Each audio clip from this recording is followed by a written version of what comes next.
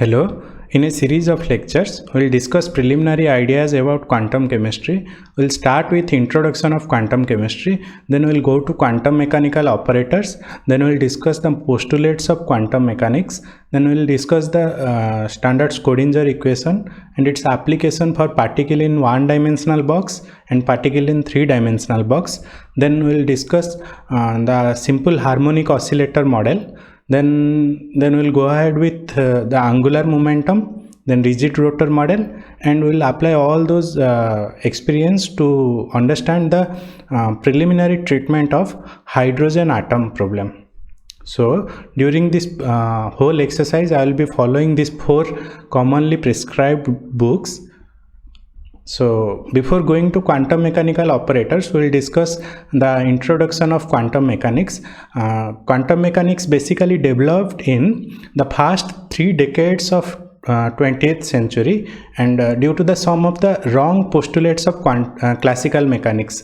By the starting of 20th century, it was classical mechanics have been very developed, but soon people realized that it has some major drawbacks. So what are those drawbacks? We'll first see. Then we'll understand that there was a need to develop a new theory to understand the behavior of subatomic particles like electrons and atoms. So that's why quantum mechanics was needed. So some of the flaws of classical mechanics are as follows.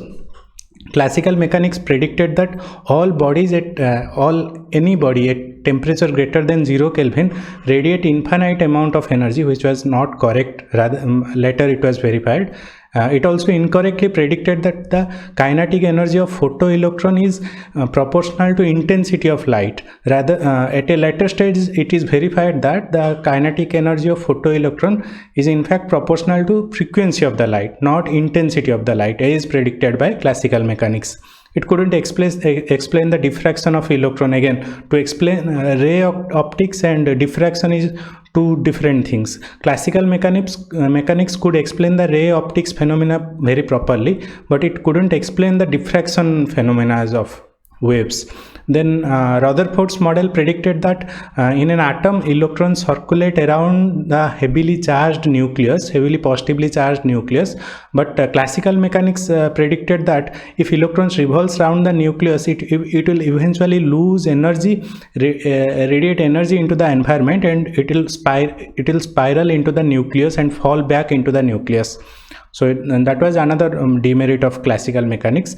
The one more demerit of classical mechanics is it couldn't explain why graphite conducts electricity and not diamond. It couldn't explain the hydrogen spectra. In hydrogen spectra, it couldn't explain why in a hydrogen discharge lamp we get emission lines at a particular wavelength or at a limited region of spectrum and not over a complete range of spectrum. Then classical mechanics couldn't also explain the bond angle difference between H2O and H2S, water and hydrogen sulfide. So these are some of the prominent demerits of or drawbacks of classical mechanics. To explain all these kind of phenomena, a new theory or new model was required, and that was indeed quantum chemistry. As I said, quantum chemistry developed in the past 3 decades of 20th century. It all started with Balmer's observation. Swiss scientist Balmer observed the hydrogen atomic spectra, and at a later stage, Rydberg generalized those Balmer observations and Balmer series formulas to a large number of other series of atomic emission of hydrogen atom. Then at 1895, J.J. Thomson shown that electron is a subatomic particle and got Nobel Prize in 1906. Then at 1900, Planck's blackbody radiation law was verified, or kind of Planck established the blackbody radiation law. It was a major event, Planck's blackbody radiation law. Then in 1905, Einstein used Planck's proposition to develop photoelectric effect. Then in 1920, Heisenberg proposed his uncertainty principle. 1924, de Broglie proposed the wave-particle duality, and combining all these knowledge, both Schrodinger and Heisenberg proposed the general quantum theory. They independently proposed the general quantum theory. The Schrodinger's quantum theory was based on differential equation, whereas Heisenberg's quantum theory was based on matrices. So it was easy to solve differential equations than matrices. So that's why Schrodinger's theory was widely appreciated than Heisenberg's theory. But Schrödinger eventually shown that both the theories are one and same. Then in 1926, J.J. Thomson, the son of J.J. Thomson, G.P. Thomson, shows that electron acts as wave and got Nobel Prize in 1936. So these are some of the major developments that happened that led to the development of quantum chemistry. So we'll discuss that introduction more briefly here. So we'll first see what makes quantum chemistry different than the traditional classical mechanics. There are the two things. The first thing is wave particle duality. In quantum mechanics, it is said that any particle can act like a wave and any wave can also act like a particle. So which property, whether it is the wave property or it is the particle property, which property will show up, that depends on the experiment.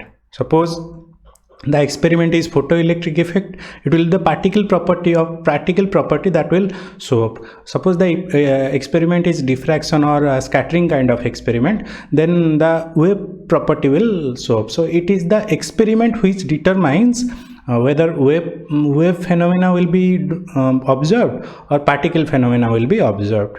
Then the second striking difference between classical mechanics and quantum mechanics is quantization of energy.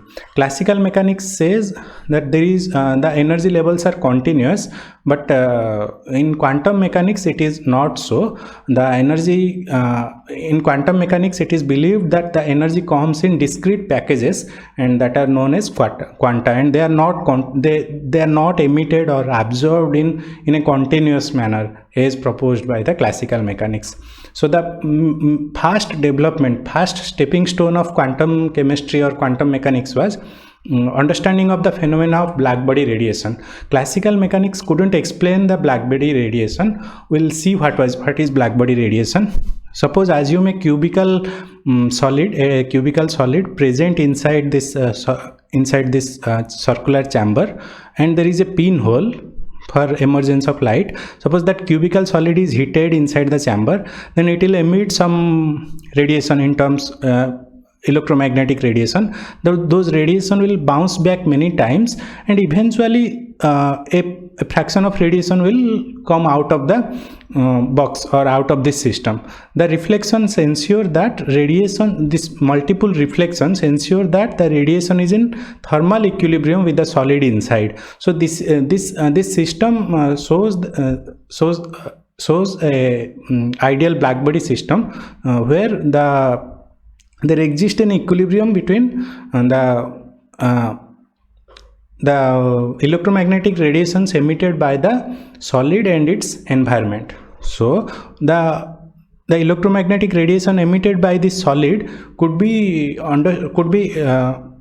understood through classical mechanics, classical electromagnetic theory. So according to the classical electromagnetic theory, the frequency of light emitted from blackbody is given as rho d nu is equal to 8 pi e oscillation over CQ nu q d nu. So there are a lot of new terms here. We'll understand what are these terms. This rho is called spectral density, and its unit is energy volume inverse frequency inverse. Spectral density is energy stored in the electromagnetic field of blackbody radiator at frequency nu per unit volume and unit frequency. Then according to classical, this rho d nu is the radiant energy density between frequency nu and nu at a certain range of frequency. Generally the frequency emitted is not a particular frequency, but it is a range of frequency that is emitted. So that range of frequency is given as rho and d nu. C is speed of light in this expression, equation 1. Then E oscillation is the average energy of the oscillating dipole. What is this oscillating dipole? We will discuss shortly. Then according to classical mechanics, this oscillating energy, average oscillating energy is given as kBt. This Kb is Boltzmann's constant and T is absolute temperature. Again, Kb is R by Na. R is what? The universal gas constant, and Na is the Avogadro's number.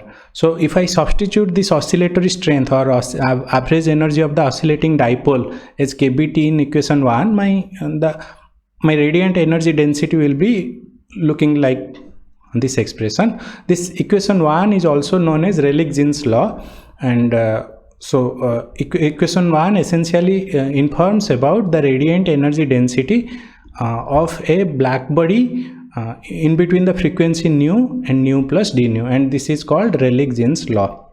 So this is the theoretical expression for black body emission.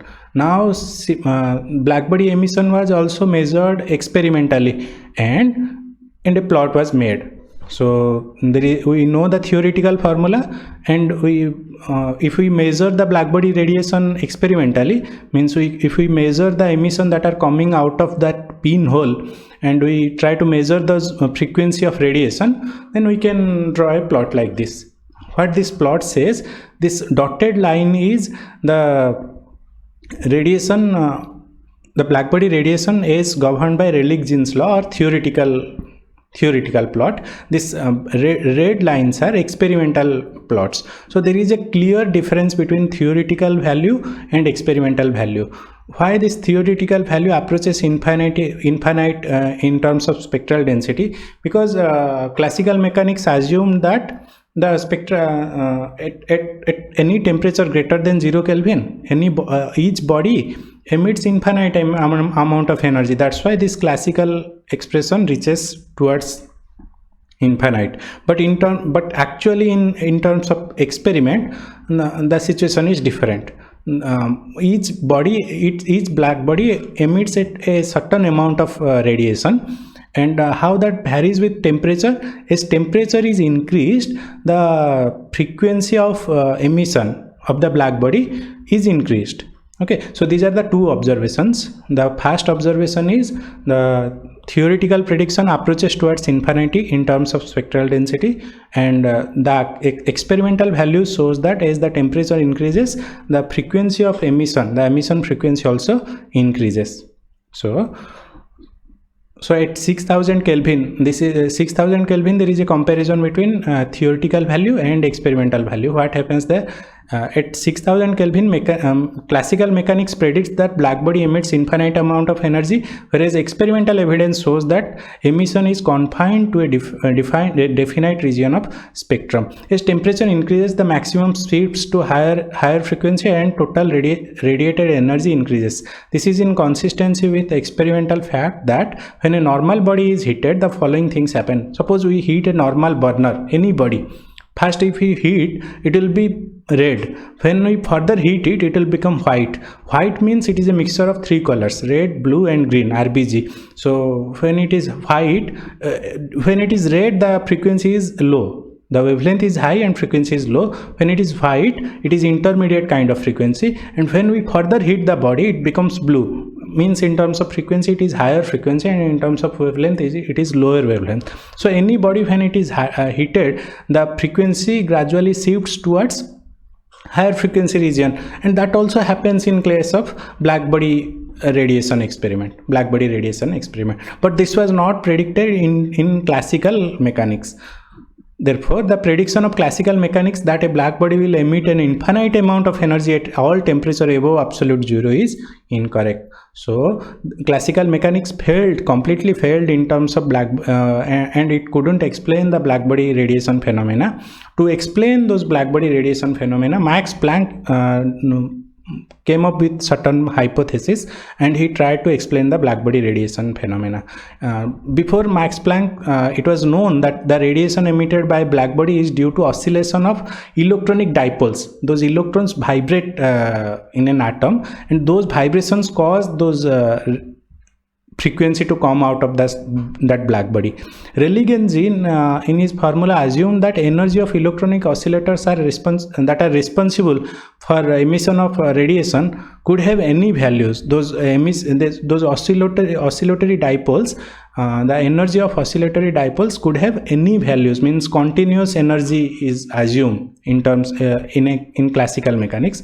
But Planck made a revolutionary assumption that energy of oscillators were discrete and had to be integral multiple of frequency. So he proposed that E is equal to NH nu. So here n is any positive integer, h is a proportionality constant. Initially it was just a proportionality constant, and later it was named as Planck's constant, and nu is the frequency of emission that is emitted by the black body. According to classical mechanics, the energy stored in electromagnetic radiation is independent of frequency, but Planck proposed that energy is directly proportional to frequencies, and the frequencies and the energy is in discrete quantity.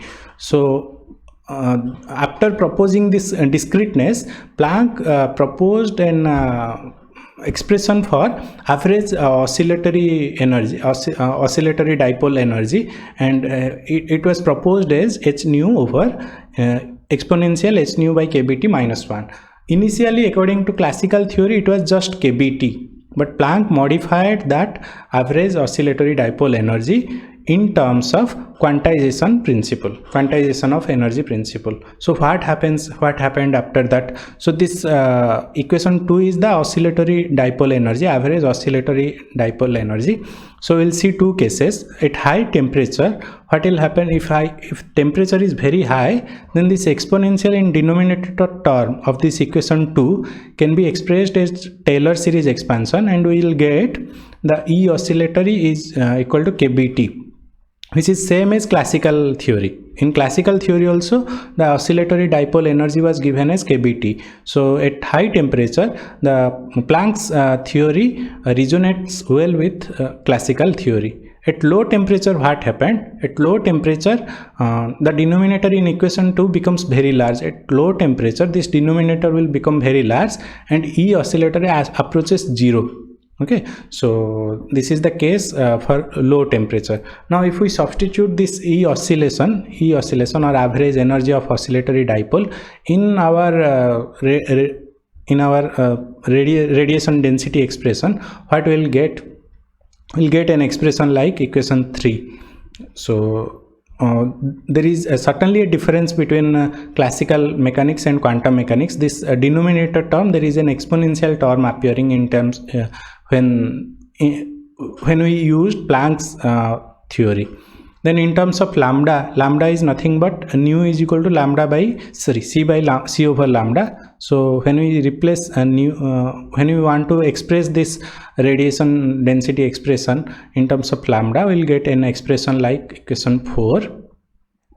Then the beauty of Planck's expression was Planck used only a single adjustable parameter h, or Planck's constant, to feed the experimental obtained data. The value of h is found to be 6.626 into 10 to the power minus 34 joule second. Equation 3 justifies Wien's displacement law. The Wien's displacement law says that if lambda max is the wavelength at which rho t is maximum, then this is Wien's displacement law. Actually, from equation 3 we can indirectly go to Wien's displacement law. That's what it is said. So if we differentiate equation 4, with respect to lambda, we'll get an equivalent form of Wien's displacement law. So there is a application to this Wien's displacement law. This theory can be used to determine the surface temperature of stars. Means this blackbody radiation theory can be used to determine the surface temperature of stars. Means we measure their frequencies and the wavelength of radiation emitted from the surface, and from that we can find out their temperatures. Then Einstein used the photoelectric effect with quantum hypothesis. This was Planck's theory was proposed in 1900. Then the photoelectric effect was explained by Einstein using Planck's theory. So again, the photoelectric effect couldn't be explained with classical mechanics, because classical mechanics predicted that the photoelectric effect is related to intensity of electromagnetic radiation. Further, it predicted that the kinetic energy of ejected photoelectron is proportional to light intensity. Both these assumptions are wrong, and the modern assumptions and when experiments are performed with respect to photoelectric effect, it was observed that a photoelectric effect is related to frequency of light and not intensity of light, and independent of intensity of radiation. The number of ejected photoelectron is proportional to light intensity, but their kinetic energy is dependent on light intensity. Kinetic energy is independent of the ejected photoelectron is the number of electrons that are ejected is proportional to light intensity, but kinetic energy of the photoelectron is independent of light intensity. Rather, kinetic energy is proportional to frequency. So a photoelectron is ejected only when a threshold frequency is given. Before the threshold frequency, there will be no ejection of photoelectron, whatever be the intensity of light. After that threshold frequency only, the ejection of photoelectron can take place. To explain this deviation, Einstein used Planck's theory, that is energy quantization of energy concept, and proposed that energy of ejected photoelectron is dependent on frequency of electromagnetic radiation, and he used the same concept of Planck's theory, that is E is equal to nh nu, and found out that the kinetic energy of photoelectron is half mv square, which is equal to h nu minus h nu 0. This h nu 0 is often represented as phi or phi. So this phi is the work function or the threshold energy that is required for any photoelectron to be ejected from a metal surface. Another important observation that derived from photoelectric effect is that even at very low light intensity, electrons are emitted from solid. If frequency is higher than the threshold frequency, this means that the light that liberates electron is not uniformly distributed over the metal surface. So if light were to be uniformly distributed, then no individual electron could receive enough energy to escape into vacuum. This essentially says that when we strike a metal surface with electromagnetic radiation, the electromagnetic radiation is not distributed evenly in the surface. Rather, it is localized. It is concentrated at a particular place, and that localized effect helps in ejection of photoelectronic effect. So this observation leads to coining of new term called photon. Photon is specially localized packets of light. So this localization concept is more applicable to particles, but in photoelectric effect we saw that this localization phenomena is taking place. So essentially those waves of light that we are using are also behaving as particles. Therefore, light behaves as a particle as well. This is an outcome of photoelectric effect.